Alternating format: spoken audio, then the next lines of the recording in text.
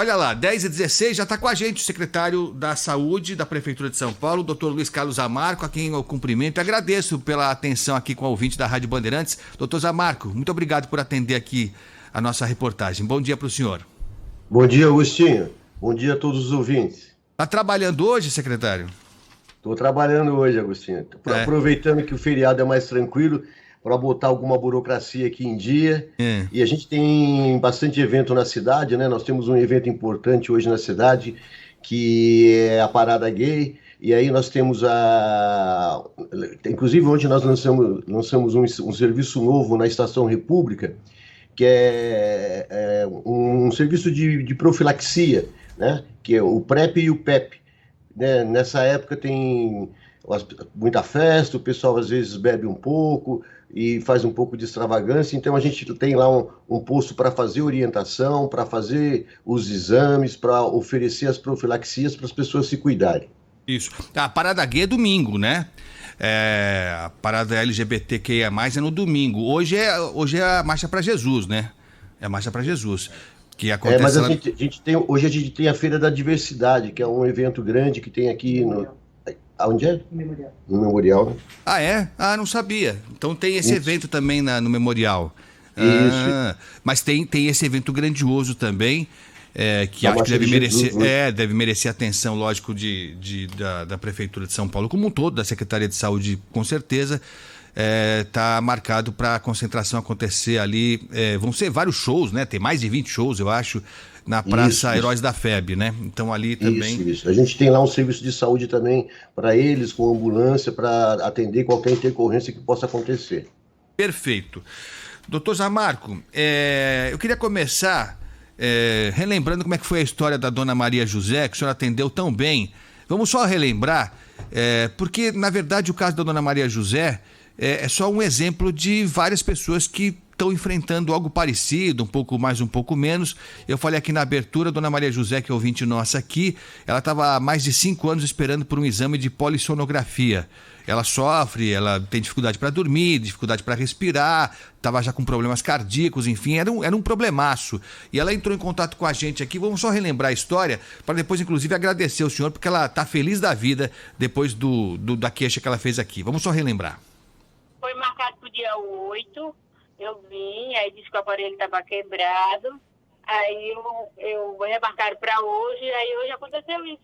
O que eles disseram hoje? Falou que a moça passou mal, aí remarcaram para o dia 5 de julho, isso, eu já estou 5 anos e 5 meses esperando. 5 anos e 5 meses? Isso, eles falaram que a prefeitura não tinha lugar para encaminhar, diz eles, né? Então eles pediram que era para aguardar. Sim, mas só para eu entender, você tentou a primeira consulta, o primeiro exame há 5 anos e 5 meses? Exatamente. Esse pedido ficou feito, a guia ficou lá e era para aguardar na fila de espera. Sei. E você ficou aguardando? Sim, aí depois entrou a pandemia e ficaram enrolando e até agora, né? A coisa não tá fácil para ninguém. A população tá toda doente. Toda. E tá acumulando cada dia mais. Que sofrimento, hein, Maria? Sofrimento é pouco, né? É de desanimar, né? Poxa, pode desanimar nisso, pra qualquer um, né? O prefeito, ele vinha passar numa consulta, igual nós tá. Isso que seria bom, dele vir até aqui passar numa consulta. Se chegar aqui e voltar para trás, que nem eu tô fazendo. Eles têm convênio, eles têm direito, têm dinheiro, não precisa disso, né? Ninguém tá preocupado com ninguém, não. Se falar que tá fazendo, não tá andando para lugar nenhum. Porque eles não tá fazendo. A fila não tá andando, a fila anda, essa não andou. A fila tá andando bem devagarinho. Felizmente, depois da queixa dela aqui, da bronca da Dona Maria José, a coisa funcionou. Ela estava esperando por um atendimento no tal do Instituto SEMA, que é conveniado com a Prefeitura de São Paulo. E aí, depois da bronca aqui, o secretário Zamarco entrou no circuito e, felizmente, a notícia que eu tenho da Dona Maria José é que ela está feliz da vida, fez o exame de polissonografia, já passou por um especialista, já passou por consulta, já tem outro exame marcado, enfim, a coisa funcionou. Secretário, não precisa ser assim, né? Não tem que ser assim. A pessoa não tem que reclamar aqui num veículo de comunicação, numa rádio, numa TV, num jornal, para que a coisa funcione. Por que casos como o da Dona Maria José acontecem? Se não 5 anos e meio de espera, mas esperas longas de 1 ano, 2 anos. O que está acontecendo, secretário?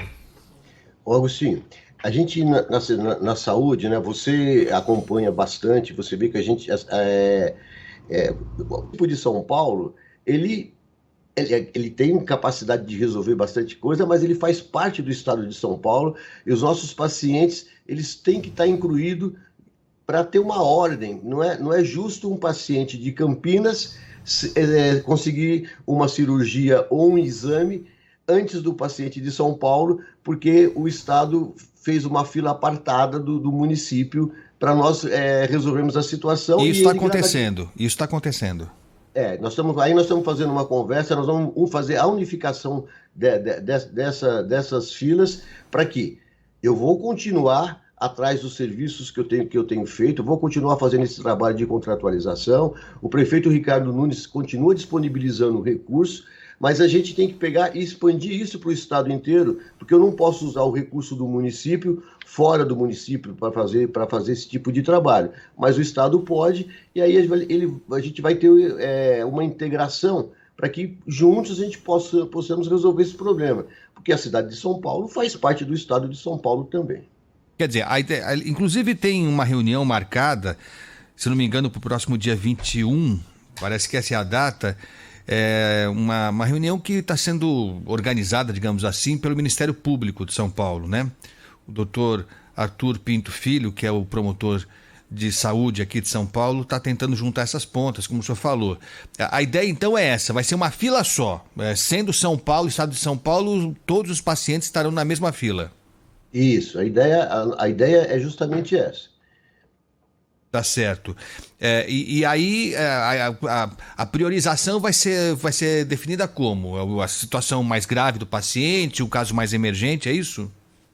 Isso já acontece hoje, né? Então, principalmente na oncologia, porque o que acontece? A oncologia, ela não é uma missão do município de São Paulo, é um serviço de alta complexidade, o Estado tem que assumir essa responsabilidade. Mas como o município é muito grande, com 12 milhões e meio de habitantes, as demandas de oncologia são gritantes aí na cidade de São Paulo, aí nós fizemos algumas contratualizações. Então, o próprio município, com esses recursos que eu estou falando para você, nós fizemos contratualização com a Camargo, com o IBCC, temos com a Santa Casa, e além de tudo isso, criamos um hospital nosso municipal que atende oncologia.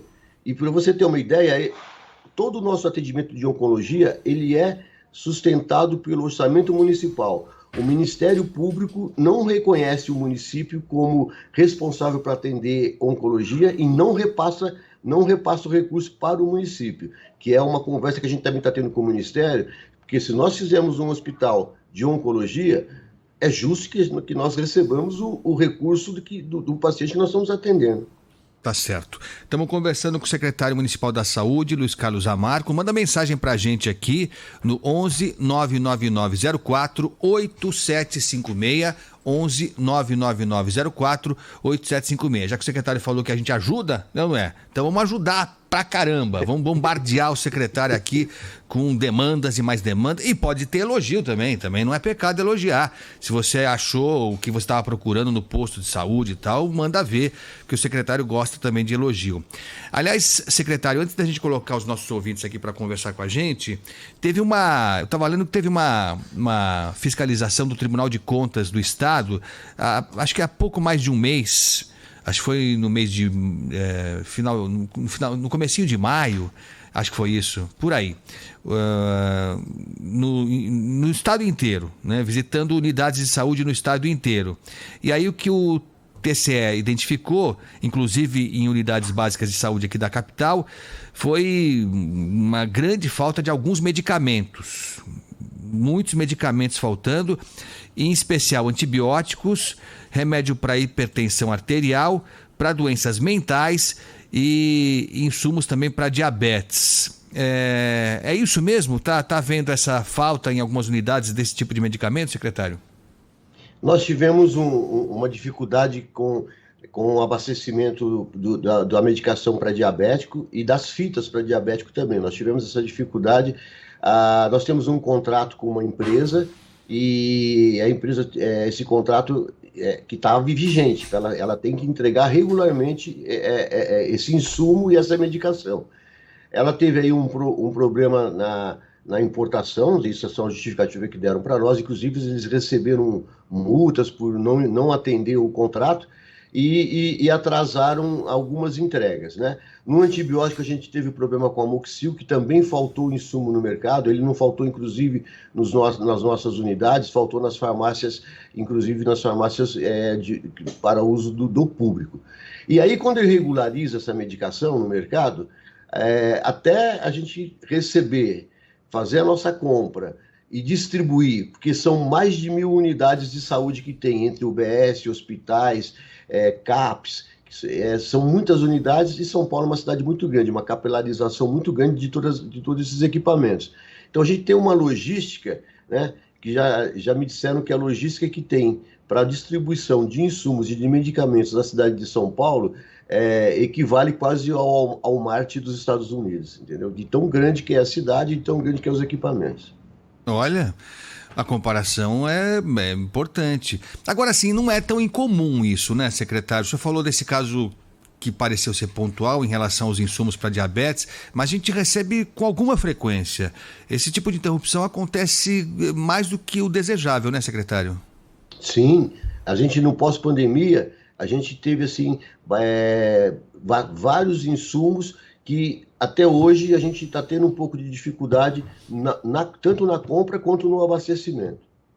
Tá certo. E aquilo que eu te falei, São Paulo é uma cidade muito grande, então nada aqui a gente compra de pouco.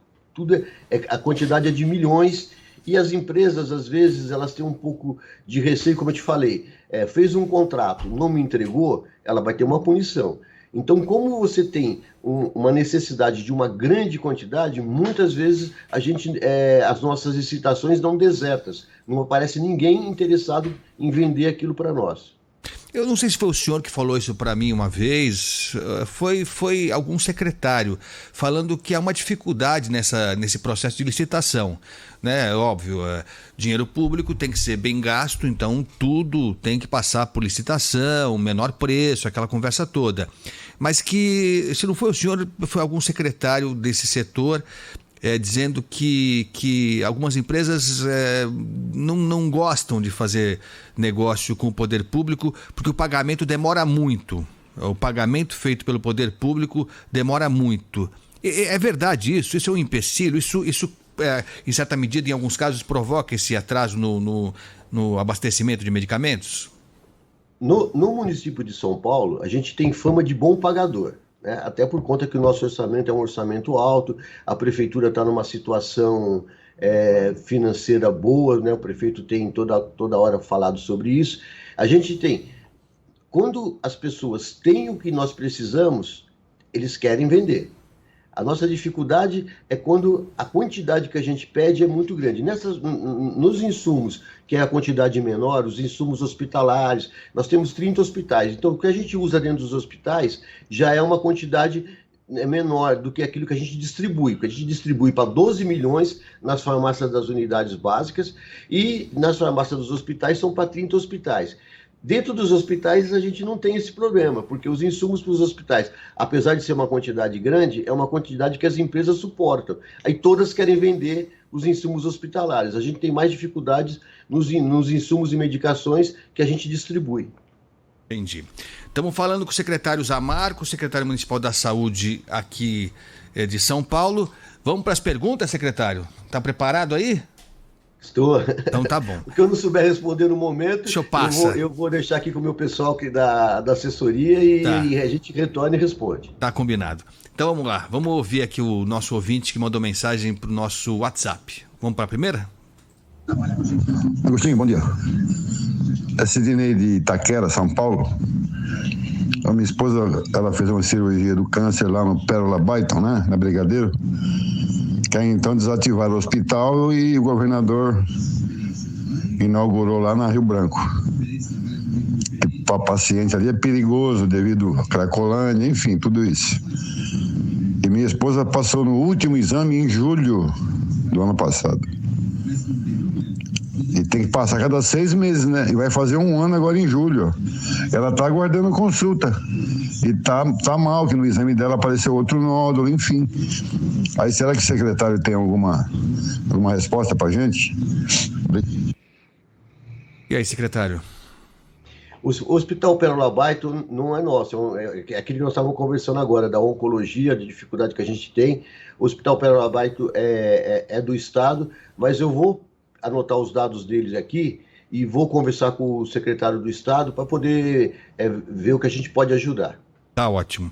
O Gabriel Betti vai passar os dados para o senhor aí, para a assessoria do senhor, o nome direitinho, o contato desse nosso ouvinte. Vamos para a próxima, então. Bom dia, Agostinho. Bom dia, equipe da Bandeirantes. É o seguinte, cara, aqui na minha UBS, aqui na nossa região de Itaim Paulista, falta medicamentos de uso contínuo, pressão, diabetes, essas coisas daí, falta tudo. Ou tem um, ou tem outro, ou não tem nenhum, mas nunca tem todos. Aqui é o Toninho aqui do Itaim Paulista. Bom dia, bom trabalho, bom feriado. Obrigado. E aí, secretário? Eu vou aqui novamente verificar essa unidade, porque não é para estar nessas, assim, faltar algum medicamento, às vezes pode faltar, a gente tem os prazos de entrega, né? Então, às vezes você entrega a medicação, o dia de entrega daquela unidade é na segunda-feira. Então, porque outro dia fizeram uma queixa para mim, na unidade A tinha, na unidade B não tinha. Mas é sempre o problema. A gente não entrega para todas as unidades no mesmo dia. A gente tem um cronograma de entrega semanal para cada unidade básica.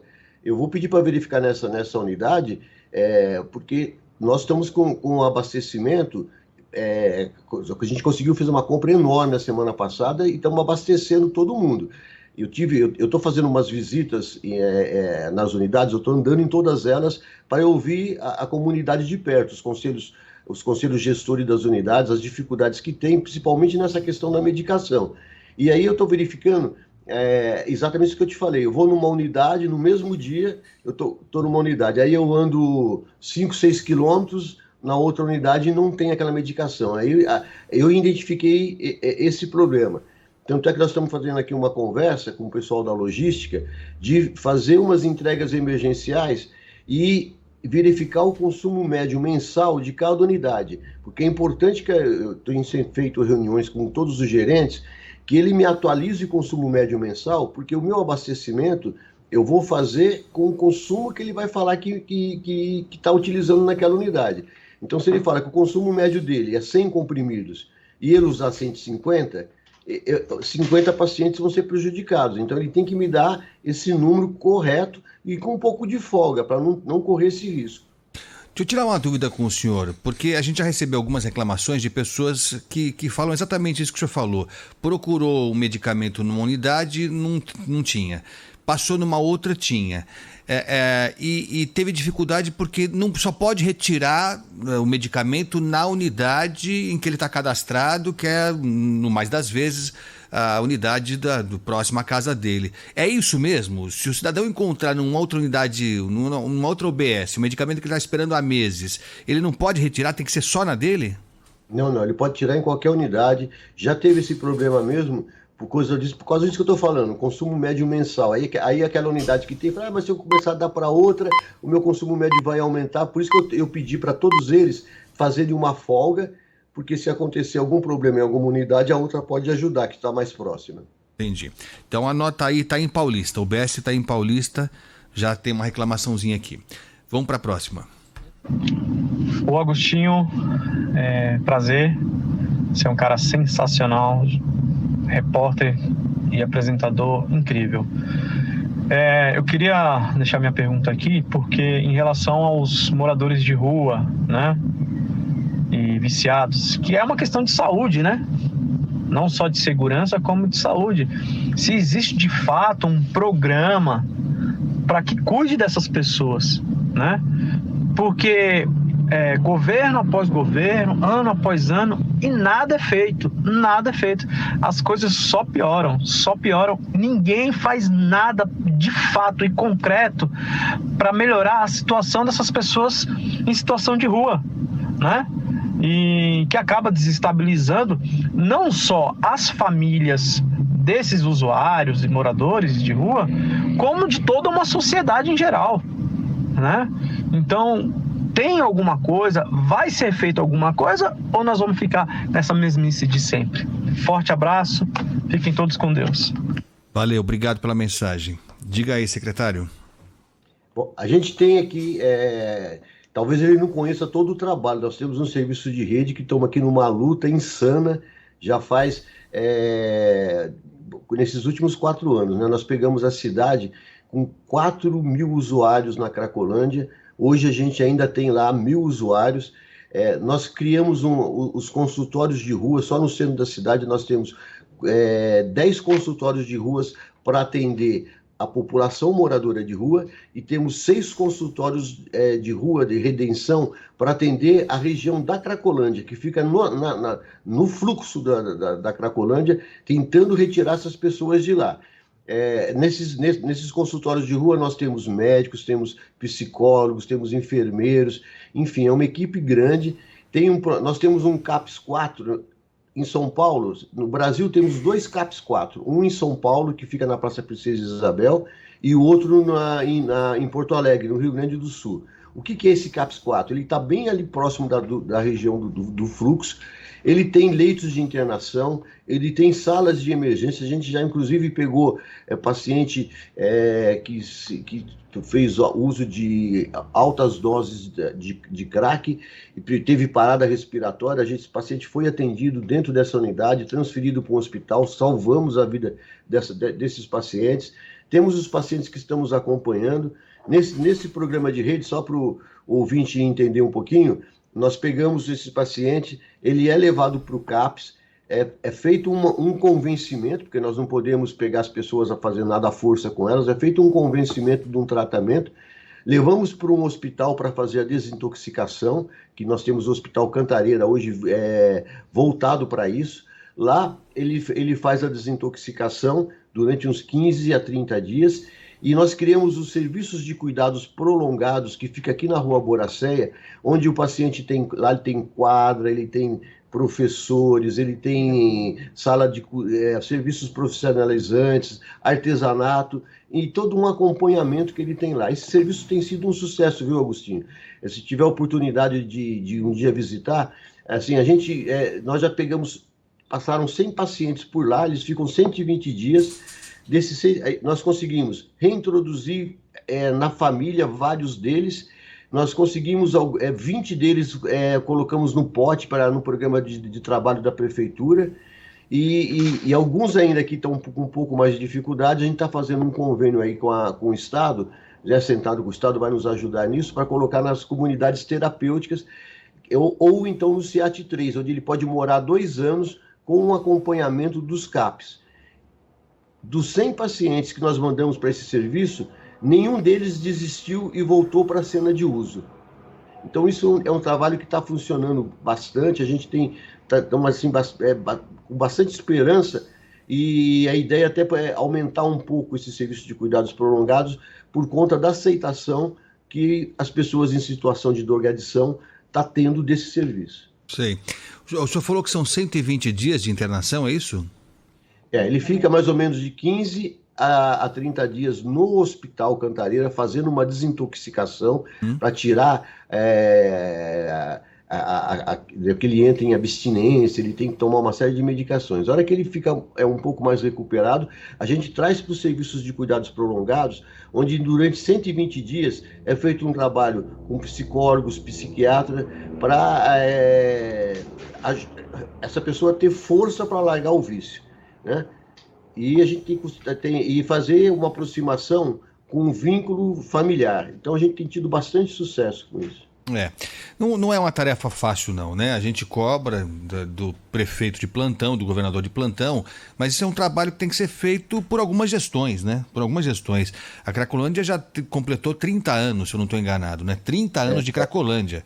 Então não vai ser em 4 anos, talvez, né? Que a gente vai conseguir se livrar de vez, né? E chegar ao ponto de dizer, olha, acabou. Teve gente que falou que acabou a Cracolândia, mas lógico que não acabou, né? Gente que não. Quer ser mais realista que o rei, enfim, mas aí não vale nem a pena a gente entrar nessa discussão.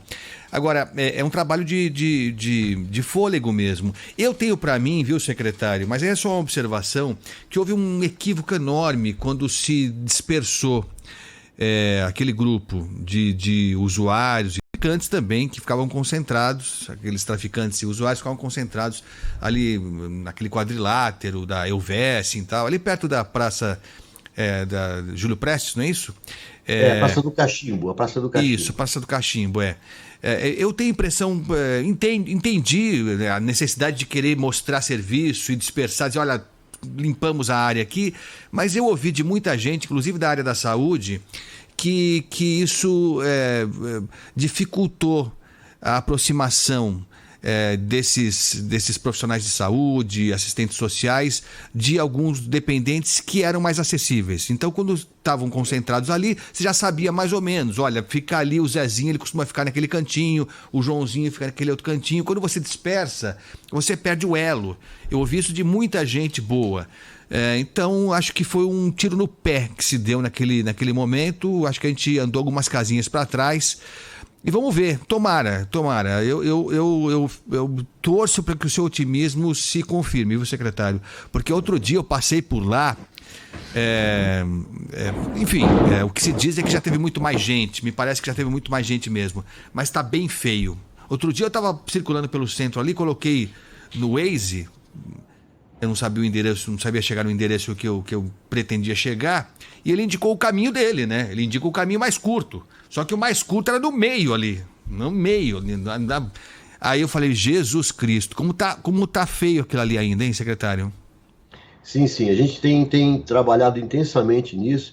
Inclusive, o consultório do Redenção, eu estou tentando contratar mais pessoas para montar mais equipes do consultório Redenção, para a gente ter essa aproximação. Como a gente teve essa dispersão, no primeiro momento você tem razão, ficou um pouco confusa essa aproximação, mas hoje as equipes elas já conseguem identificar aonde estão as pessoas e continuar fazendo um trabalho, e ficou um trabalho até um pouco mais fácil de fazer agora, porque é menos gente e você tem menos interferência, né, na ação dessas equipes. E a gente vai aumentar um pouco mais, justamente para pegar todos esses focos que tem na cidade e estar com todos esses grupos atendidos e com uma aproximação deles. Tá certo. O senhor tem ideia de quantas pessoas hoje estão internadas? Hoje eu tenho, lá no Serviço de Cuidados Prolongados, ele cabe 39 pessoas, eu tenho 39 internados lá. E eu tenho no Hospital Cantareira 50 pessoas aguardando para vir para o Serviço de Cuidados Prolongados. Por isso que eu estou precisando ampliar, porque houve uma boa aceitação, mas como demora 120 dias para pessoas ir para um outro serviço, está me impactando um pouco no hospital. Então a gente tem feito alguns trabalhos, melhorado aqui os CIATs 2 e 3, para que, se eu não conseguir colocar no Serviço de Cuidados Prolongados, eu já passar direto para o CIAT e o CIAT dá essa retaguarda para esses pacientes. Tá certo. E depois desses 120 dias, há um acompanhamento para ver se a pessoa de fato consegue se manter distante da droga? Durante 2 anos. Durante 2 anos a gente faz um acompanhamento. Se ele tiver um vínculo familiar e a família absorver ele novamente no lar, a gente vai ver qual é o CAPS próximo da casa dele e vincular ele ao CAPS, que vai fazer esse acompanhamento. Se ele estiver num CIAT 3, que é onde ele pode morar por 2 anos, um serviço nosso da saúde, aí lá já tem um CAPS fazendo esse acompanhamento. Lá, além de ter o CAPS, a gente tem o serviço do POT, que vai colocar ele num local para trabalhar e fazendo esses acompanhamentos. Hoje em São Paulo nós temos 35 CAPs álcool e drogas, então você vincula a um deles, o que for mais próximo da onde esse paciente estiver morando, ou no SEAT ou na residência da família. Tá certo. Aliás, assim, é difícil mesmo. A gente cobra e tal, a gente é chato e tal, exige pra caramba, mas tem que reconhecer que algumas tarefas são bem delicadas. O senhor falou do CAPS, né? Dos CAPS que existem. Há uma dificuldade na relação do CAPS com a vizinhança, né? Nem sempre a vizinhança gosta, não é muito agradável, né? Você tem um CAPS do lado. A gente há relatos, eu não vou me lembrar que CAPS é agora, hein? Mas talvez o nosso ouvinte mande aqui a mensagem pra gente, em que era assim, é difícil você estar num lugar em que tem pessoas sendo mantidas, que tem surtos às vezes, enfim, gritos à noite, tem relato de gente que sai correndo de repente e tal. São coisas que não são agradáveis mesmo, mas em algum lugar tem que acontecer, né, secretário? Você tem razão, acho que foi até você mesmo que passou para nós, que era um CAPS que tinha na Zona Norte, um infanto juvenil. Isso. E as crianças gritavam muito. Nós tivemos que, entraram no Ministério Público, tivemos que tirar o CAPS de lá. Tivemos que arrumar um outro local para ele. Mas esses equipamentos são importantes, os pacientes precisam deles. E assim, a novidade que a gente tem, a gente não teve a oportunidade de falar ainda, mas a semana passada tem um pesquisador da Universidade Federal de Minas Gerais que está desenvolvendo uma vacina contra o crack e a cocaína. O prefeito está bastante interessado, pediu para eu chamá-los aqui para a gente conversar, eles estiveram aqui em São Paulo, a gente fez uma primeira conversa, ele apresentou o projeto dele, já fez os estudos clínicos em animais e teve 100% de resultado positivo, né? O animal que recebeu a vacina, quando você dava a droga para ele, a droga não fazia nenhum efeito. E a intenção dele é expandir esse estudo para humanos. Nós se propusemos a ajudá-lo com a nossa equipe técnica. A gente vai até fazer uma visita na Universidade de Minas Gerais para ver como é que eles estão desenvolvendo esse estudo, e eles precisam utilizar a cocaína como a base de fazer essa vacina. E no Brasil não é permitida pela Anvisa o uso terapêutico da cocaína, mas nos Estados Unidos eles inclusive patentearam essa vacina no Brasil e nos Estados Unidos. Eles já fizeram até um orçamento lá, diz que vão gastar uns 4 milhões para fazer a base da vacina lá, e aí depois eles precisam da autorização da Anvisa para poder fazer os testes em seres humanos aqui no Brasil. Não, é muito importante esse estudo mesmo. É lógico, é inicial ainda, o teste foi feito com ratos, como o senhor falou, né? Então até chegar no humano vai uma distância, mas é promissor, os resultados são promissores mesmo. Basicamente, pelo que a gente estava conversando, a gente entrevistou pessoas que estão participando desse estudo, e é interessante porque ele, grosso modo é o seguinte, ele faz com que a pessoa não sinta prazer na droga. Então é isso. Então assim, não vamos esconder o sol com a peneira. A droga só é grave do jeito que é porque ela dá prazer, né? Porque ela é prazerosa, no início pelo menos, né? Depois não mais. Mas ela causa uma boa sensação. Então a ideia dessa droga, né, secretário, é tirar esse prazer. Então assim não vai fazer sentido para a pessoa usar a droga. Grosso modo é isso. Talvez isso sirva também para o álcool. Parece que há estudos também que podem indicar, se tudo der certo, que para dependentes de álcool também tenha resultado. Mas pelo que o especialista nos disse aqui, secretário, mesmo assim sempre vai depender da vontade da pessoa.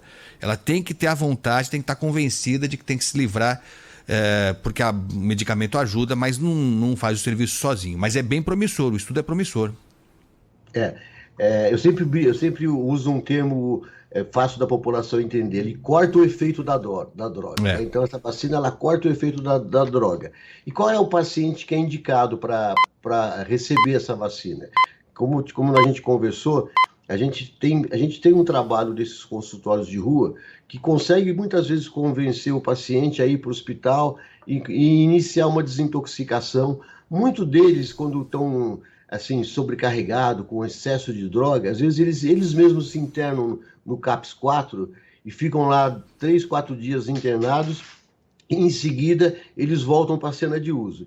Esse é um paciente indicado, porque a hora que ele ficou 3, 4 dias recebendo uma medicação, você vacinou ele, se ele voltar para a cena de uso, ele não vai sentir mais prazer com a droga e vai ser uma forma de ele desistir da drogadição. É isso. Estamos conversando com o secretário da Saúde da Prefeitura de São Paulo, o secretário Luiz Carlos Zamarco. Vamos para mais pergunta de ouvinte? Vamos lá? Bom dia, senhor secretário da Saúde. Por que algumas UBSs tiraram o aplicativo Agenda Fácil? Funciona para pediatria, por exemplo, mas clínico geral e ginecologia a gente não consegue agendar, não tem, só parece que não há vagas no momento. Tem que ir 7 da manhã, é o que eles dizem, porque é a hora que abre a unidade. Mas a partir das 5:30 da manhã a gente tem que ficar. UBS Vila Sônia fica numa ruazinha sem saída, é perigoso. Uma médica já me disse que já houve assalto da fila. Então, por que se tem um aplicativo judiar da gente desse jeito, das pessoas, para ficarem lá em pé esperando? Por favor, eu gostaria muito de ter uma resposta. Eu pergunto, já liguei no 156 e não tenho uma resposta. Muito obrigada. Maria Célia da Vila Sônia.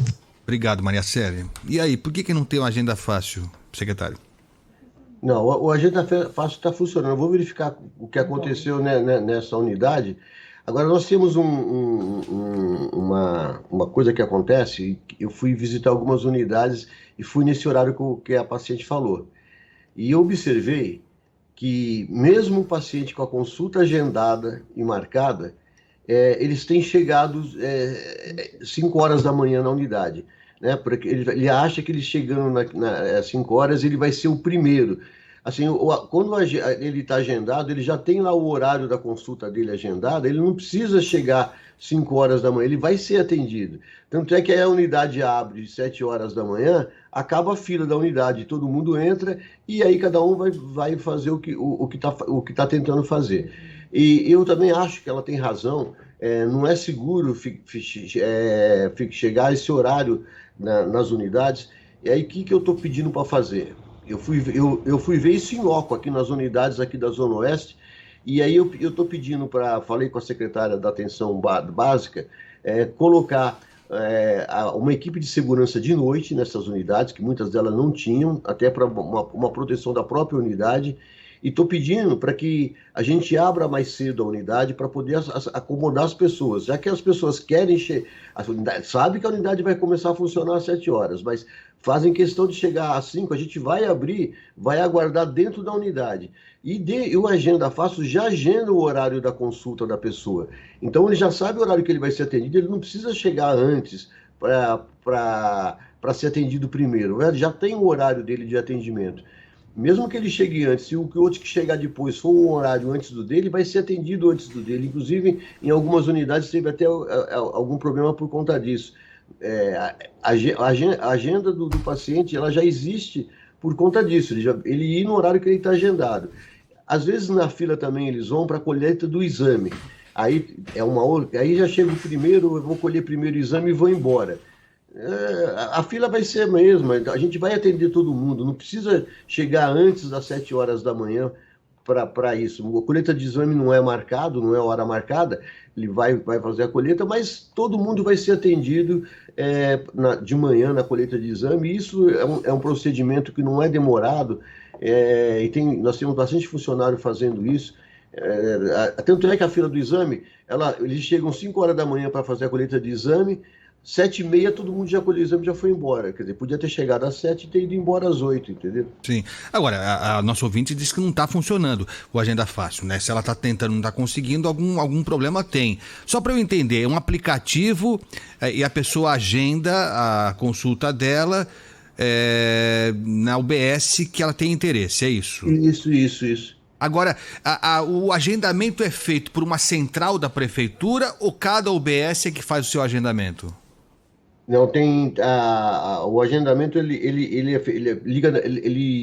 você liga, ele tem lá, a UBS disponibiliza para a central que faz o agendamento, disponibiliza o número de vagas, e ele vai agendando de acordo com os horários que as UBS disponibilizam e repassa para o paciente. E tanto é que a gente tem feito colocado faixas, inclusive, nas unidades, que quando o paciente não for, para ele desmarcar a consulta, para que o outro paciente utilize aquela vaga, porque às vezes ele faz o agenda fácil e não vai e não desmarca a consulta. A gente tem feito um trabalho de sensibilização, a gente tem uma perda de mais de 30% das nossas consultas, sim, tanto nas UBS quanto nos ambulatórios de especialidade.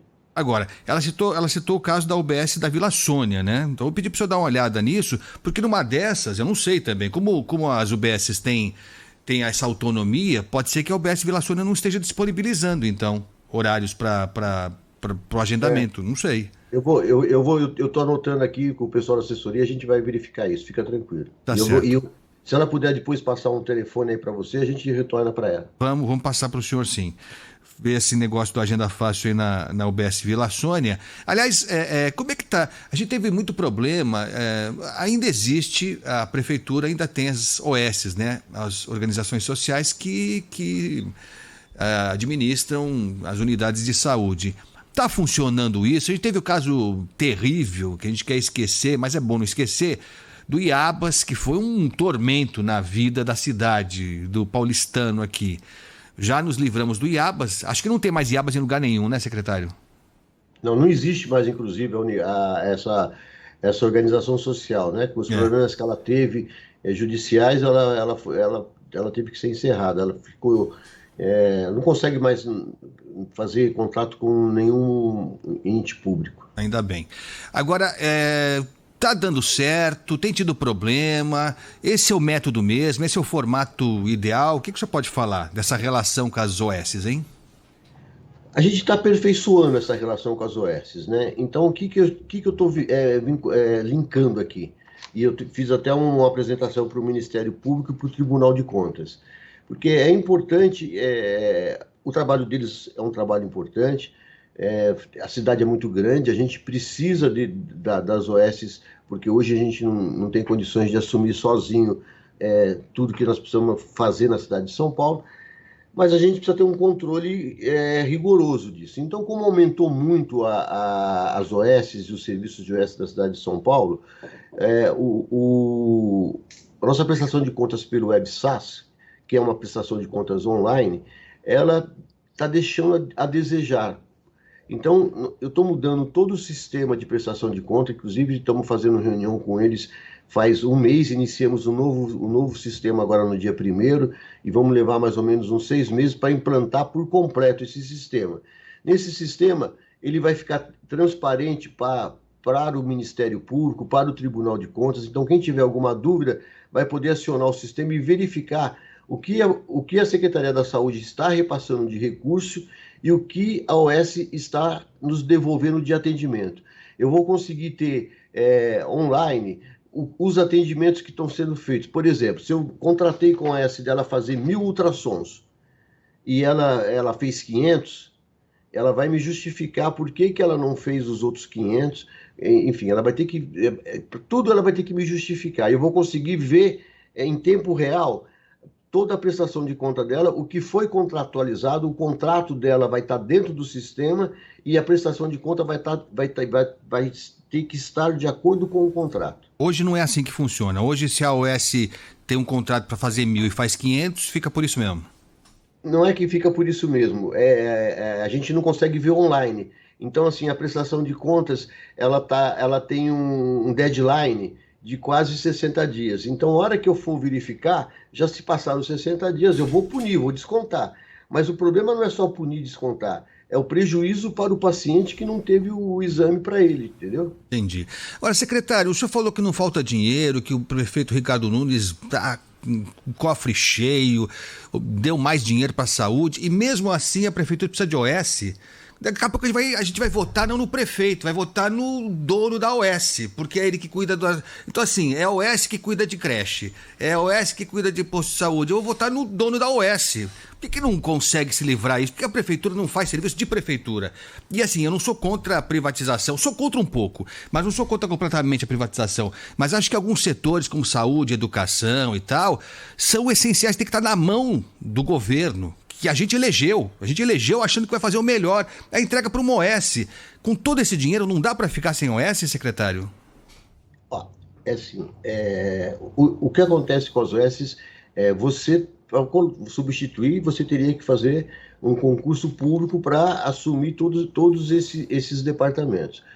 O que levou os serviços públicos fazer licitação e entregar vários serviços para as OS? Foi a falta de interesse de vários profissionais na saúde de trabalhar para o serviço público.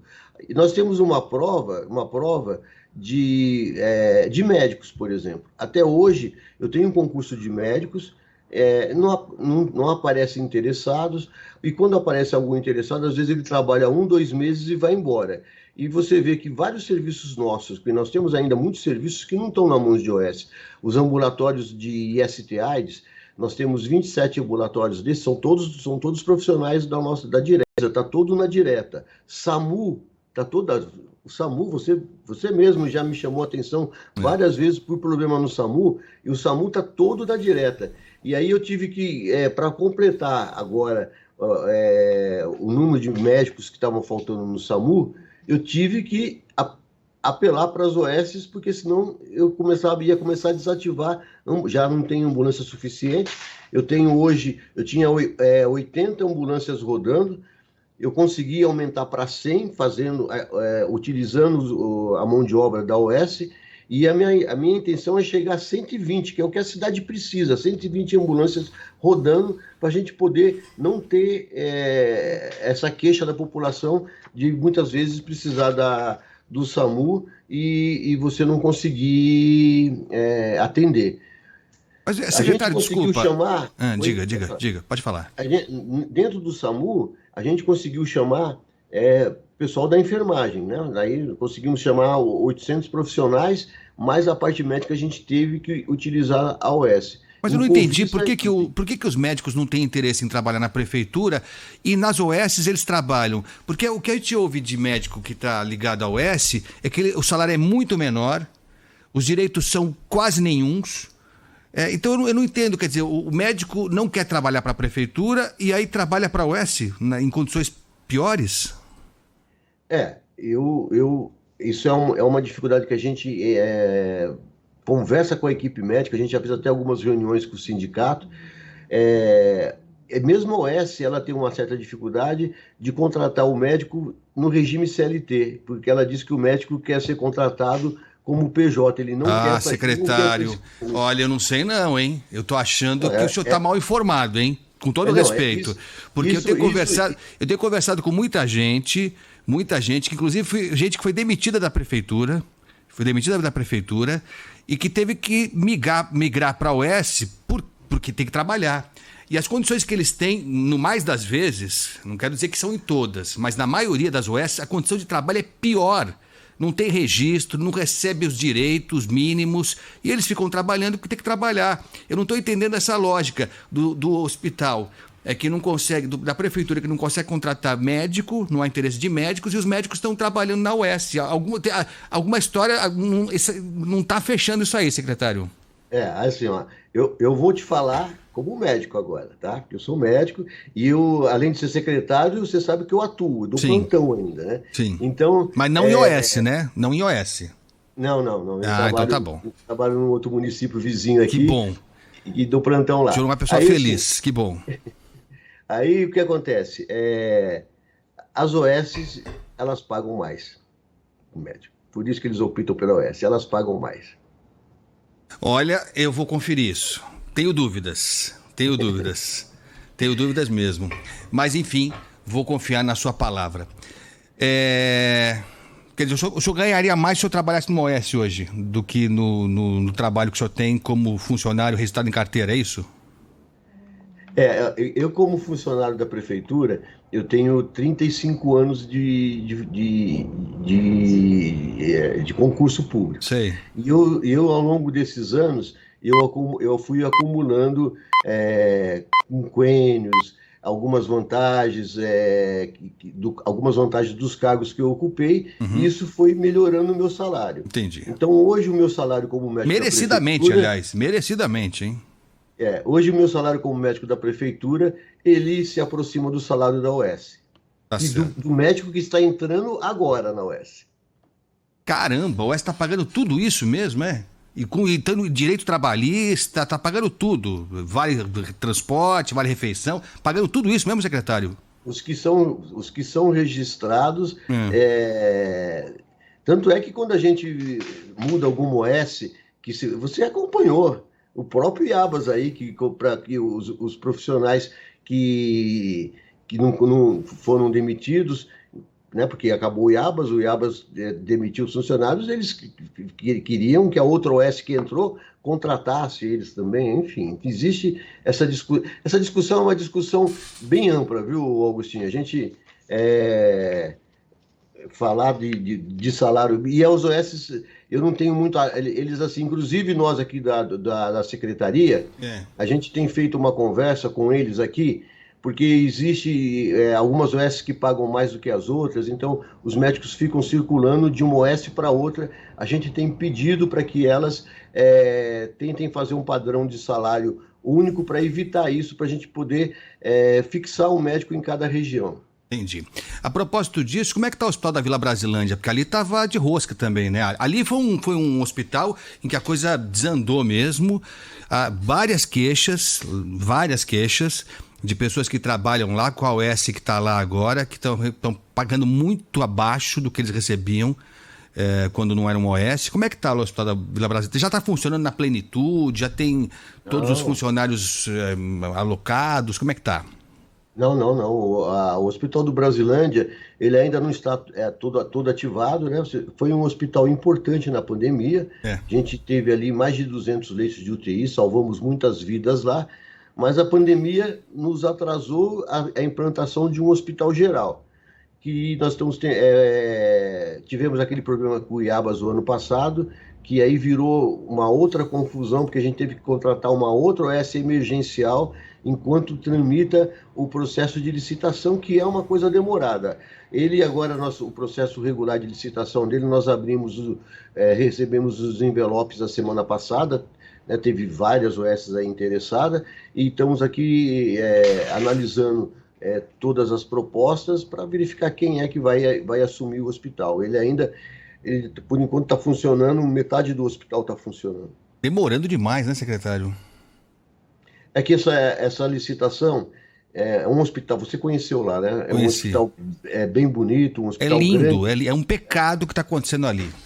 Numa área tão necessitada, é um pecado. E aí o que acontece? Essas licitações, elas têm um rito, acompanhado pelo Tribunal de Contas, acompanhado por todos os órgãos de controle.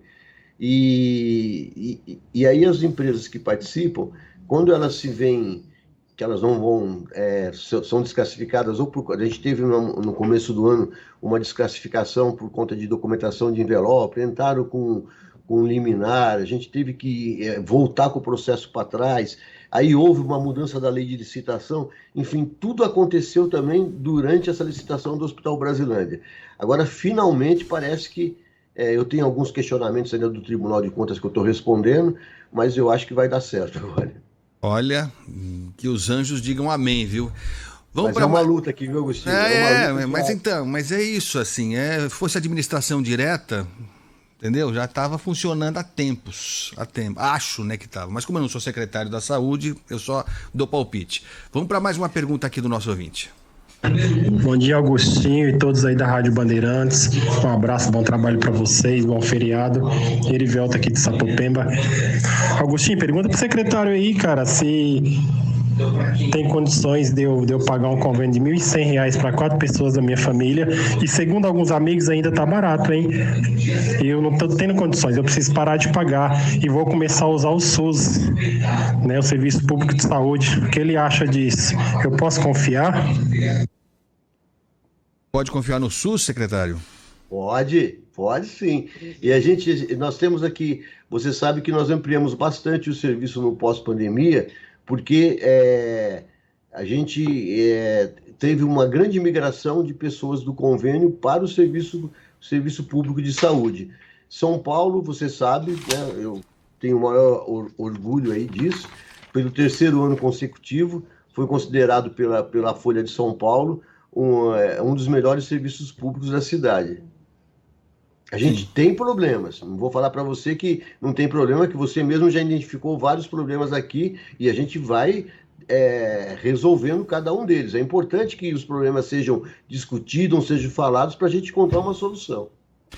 Perfeito. Olha, eu queria agradecer demais ao secretário Luiz Carlos Zamarco por essa entrevista longa. Poderia ser muito maior, tem um monte de perguntas chegando aqui, vai ficar para a próxima. As perguntas a gente vai colocar no ar, algumas delas ainda, algumas reclamações, vamos encaminhar para a sua assessoria. Então eu quero agradecer demais, viu, secretário? Obrigado pela disposição de falar com a gente. Vamos marcar de novo outra conversa como essa para responder a questões. Queria agradecer a Fátima também, que fez o meio-campo aí. Ponta firme, muito obrigado. E bom trabalho para o senhor nesse feriadão e até a próxima, secretário.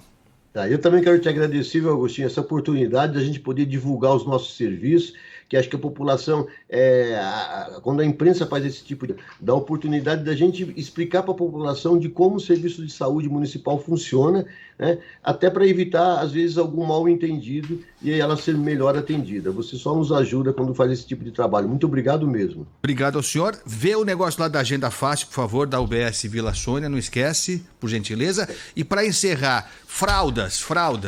Temos problemas de fraldas ainda? Isso é eterno, né? Acho que tem sempre, né? Mas um dia melhora, quem sabe? Então, assim, a gente até conversou aqui, a gente conseguiu melhorar o abastecimento de fralda, aí teve um problema com a qualidade, mas agora a nossa... Lembra que eu te falei lá atrás? Que eu estava entregar a fralda em casa. A proposta era essa, que o paciente receberia a fralda na casa dele. A gente conseguiu fechar uma licitação dessa, mas acho que 1 ou 2 meses os pacientes cadastrados não vão mais procurar a fralda no posto de saúde, vai receber a fralda na casa dele. Ainda vou sentar com você aqui, eu consegui, Agostinho. Olha, vou cobrar. O senhor é uma simpatia, mas tudo é daqui a 1 mês, 2 meses. Isso me irrita um pouco, mas eu sei que a culpa não é sua. Fosse a sua disposição só, o seu empenho já estaria na mão das pessoas. Mas a gente está aqui para cobrar. Secretário, obrigado, viu? Tchau. Bom dia, bom feriado para você também. Valeu, secretário Luiz Carlos Zamarco. Simpático, gente boa. Mas é difícil mesmo atender a todos aí, a gente tem que cobrar mesmo. E ele pediu para cobrar, então a gente cobra para valer.